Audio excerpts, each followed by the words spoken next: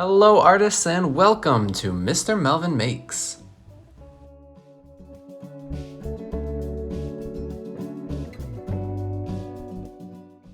Today I will be sharing how to draw the northern lights with chalk pastels. You will need a sheet of black construction paper, chalk pastels, and a tissue.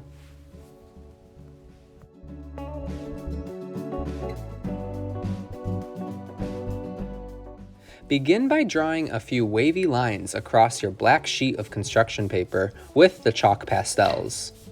The northern lights are beautiful dancing ribbons of color seen in the skies over the northern hemisphere of our planet. In real life, they are mostly green, but in your artwork, they can be many colors.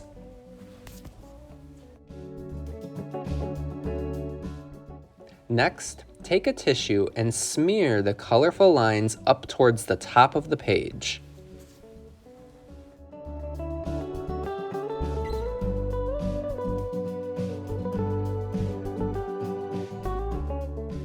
Lastly, cut and glue scrap paper under your northern lights for the ground.